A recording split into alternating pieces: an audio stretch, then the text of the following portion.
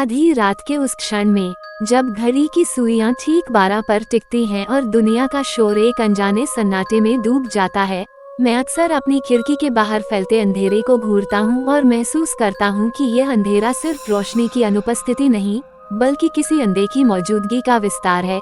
एक ऐसी परछाई जो दीवारों से नहीं, दिल के भीतर की दरारों से जन्म लेती है। और उसी दरार में पहली बार मैंने उसका नाम सुना था, धीमी फुसफुसाहट की तरह, जैसे कोई मुझे याद दिला रहा हो कि कुछ कहानियां कभी सचमुच खत्म नहीं होती। कही अनकही बातें, हिंदी हॉरर स्टोरी। मेरा नाम आरव है। मैं एक YouTube चैनल चलाता हूँ, जहाँ मैं रहस्यमय और डरावनी जगहों की सच्चाई खोजता हूँ। जब मुझे बोआलिट्रस के बारे में पहली बार सुनने को मिला, तो मैंने इसे एक और लोककथा समझकर नजरअंदाज कर दिया। लेकिन जब लगातार कई लोगों ने एक ही जैसी घटनाएं बताईं, रात में फुसफुसाहट, अचानक ठंडी हवा और लाल चमकती आंखें, तो मेरी जिज्ञासा बढ़ गई। बोआलिट्रस की कहानी एक छोटे से गांव कनकपुर से जुड़ी है। कहा जाता है कि कई साल पहले यहाँ एक अजीब घटना हुई थी। कुछ लोग गायब हो गए थे। कोई शव नहीं मिला, कोई सुराग नहीं मिला, बस उनके घरों की दीवारों पर खरोंच के निशान और फर्श पर मिट्टी के गीले पैरों के निशान। मैंने फैसला किया, मैं कनकपुर जाऊंगा। गांव पहुंचते ही मुझे अजीब सन्नाटा महसूस हुआ। दिन में भी यहाँ की हवा भारी लग रही थी। मैंने चाय की दुकान पर बैठे बुजुर्ग से पूछा, बोआलिट्रस क्या है? बुजुर्ग की आंखें फैल गईं। उन्होंने धीमे स्वर में कहा, उसका नाम मत लो, वह सुनता है। क्या वह कोई जानवर है? मैंने पूछा, न जानवर न इंसान, उन्होंने जवाब दिया, वह अंधेरे का हिस्सा है। उन्होंने बताया कि हर साल अमावस्या की रात कोई न कोई घटना होती है।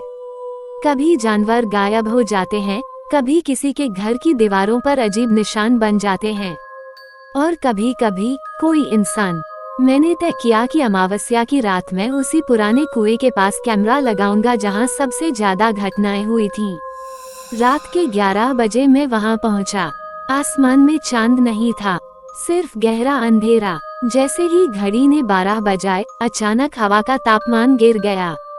मेरी सांस से धुआं निकलने लगा। कैमरे की स्क्रीन पर हल्की हल्की गड़बड़ी आने लगी। फिर एक आवाज, आरव। मैं चौंक गया। यह मेरी ही आवाज थी, जैसे कोई मेरा नाम फुसफुसा रहा हो। मैंने टॉर्च घुमाई, कुछ नहीं, लेकिन कैमरे की स्क्रीन पर एक काली परछाई दिखाई दी, लंबी, झुकी हुई, और उसकी आंखें लाल। मैंने खुद को समझाया, ये सिर्फ दिमाग का खेल है। शायद कोई जानवर होगा, शायद कैमरे की गड़बड़ी। लेकिन तभी कुएं से पानी के छींटे की आवाज आई। मैं धीरे धीरे कुएं के पास गया और अंदर झांका।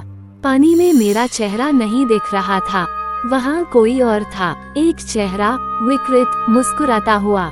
मैं पीछे हट गया। तभी मेरे पैरों के पास गीली मिट्टी के निशान उभरने लगे, जैसे कोई अदृश्य चीज चल रही हो। अगले दिन मैंने गांव के रिकॉर्ड खंगाले। मुझे पता चला कि 50 साल पहले यहाँ एक व्यक्ति रहता था, बलराम तिवारी। वो काले जादू में विश्वास करता था। लोग कहते हैं कि उसने अमरता पाने के लिए एक अनुष्ठान किया था, लेकिन अनुष्ठान अधूरा रह गया और उसी रात बलराम गायब हो गया। कुछ लोगों का मानना है कि बोआलिट्रस वही है, एक अधूरी आत्मा जो शरीर की तलाश में भटक रही है। मैंने फैसला किया कि मैं उस पहाड़ी पर जाऊंगा जहां बलराम आखिरी बार देखा गया था। रात के 12 बजे मैं वहां पहुंचा। अचानक चारों तरफ से फुसफुसाहट आने लगी। तुम सच जानना चाहते हो? मैंने कैमरा ऑन रखा। अचानक मेरे सामने वही परछाई प्रकट हुई। इस बार साफ दिखाई दे रही थी। उसका शरीर धुएं जैसा था, लेकिन चेहरा इंसानी। तुम्हें क्या चाहिए? मैंने कांपती आवाज में पूछा। डर, उसने कहा। मैं तुम्हें मुक्त कर सकता हूँ। मैंने पूछा। वह हंसा। उसकी हंसी पहाड़ी में गूंज उठी। मैं मुक्त नहीं होना चाहता, मैं फैलना चाहता हूँ। अचानक मुझे एहसास हुआ, बोआलिट्रस कोई आत्मा नहीं है, वह डर की ऊर्जा है। जितना लोग उससे डरते हैं, वो उतना मजबूत होता जाता है। मैंने कैमरे के सामने कहा, मैं तुमसे नहीं डरता। जैसे ही ये शब्द मेरे मुंह से निकले, वह परछाई कांपने लगी। उसकी लाल आंखें धुंधली पड़ने लगी। फुसफुसाहट बंद हो गई और अचानक सब शांत। अगले दिन जब मैंने फुटेज देखा, कुछ भी नहीं था, न परछाई, न आवाज, सिर्फ मैं अकेला। लेकिन वीडियो के आखिरी फ्रेम में एक चीज थी, मेरे पीछे 2 लाल बिंदु, जैसे कोई देख रहा हो। ईमेल में सिर्फ एक लाइन थी, बोआलट्रस को नाम से पुकारना उसे शक्ति देता है। नीचे एक अटैचमेंट था, एक पुरानी धुंधली फोटो में वही पहाड़ी थी जहां मैं गया था, लेकिन तस्वीर 1976 की थी और उसमें एक काली आकृति खड़ी थी। मेरी रीढ़ में ठंडक दौड़ गई। फोटो के पीछे हाथ से लिखा था, वह आवाज से नहीं, विश्वास से जन्म लेता है। उस रात मेरे घर में अजीब चीजें होने लगी। कमरे का तापमान अचानक गिर गया, लाइट्स अपने आप टिमटिमाने लगी और मेरा कैमरा जो बंद था अपने आप ऑन हो गया। स्क्रीन पर सिर्फ एक शब्द दिखाई दिया, डर। मैंने कैमरा बंद किया, लेकिन जैसे ही मैं पीछे मुड़ा, दीवार पर गीले हाथों के निशान थे, ठीक वैसे ही जैसे कनकपुर के घरों में थे। मैंने फैसला किया, मैं लाइव जाऊंगा। अगर यह सब सच है तो दुनिया को दिखाना होगा। रात 12 बजे मैंने लाइव स्ट्रीम शुरू की।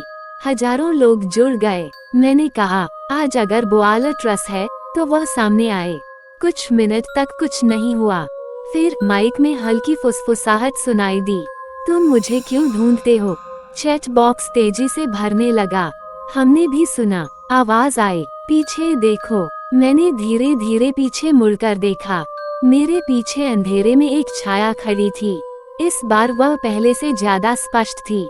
उसकी आंखें सिर्फ लाल नहीं थीं, वे जैसे जल रही थीं। छाया धीरे धीरे आगे बढ़ी। तुमने मुझे लाखों आंखों तक पहुंचा दिया, वह बोली। अब मैं सिर्फ कनकपुर तक सीमित नहीं हूँ। तभी मुझे समझ आया, बोआलट्रस कोई जगह से बंधी आत्मा नहीं था, वो एक विचार था, एक भय जो कहानियों से फैलता है। जितने लोग उसे सुनते हैं, उतना वह मजबूत होता है। लाइव स्ट्रीम में जुड़े हर इंसान ने उसे थोड़ा थोड़ा जन्म दिया था। मैंने कैमरे की तरफ देखा और कहा, डर एक भ्रम है, हम उसे शक्ति देते हैं। अगर हम न डरें तो वो कुछ नहीं। मैंने चैट में लिखा, डरना बंद करो। हजारों लोगों ने वही शब्द दोहराए, डरना बंद करो, डरना बंद करो। अचानक कमरे की हवा भारी हो गई। छाया कांपने लगी, उसकी आंखों की आग धीमी पड़ने लगी। वह चीखी, तुम मुझे खत्म नहीं कर सकते, मैं हर कहानी में हूँ। और फिर सब कुछ शांत। लाइव स्ट्रीम बंद हो गई।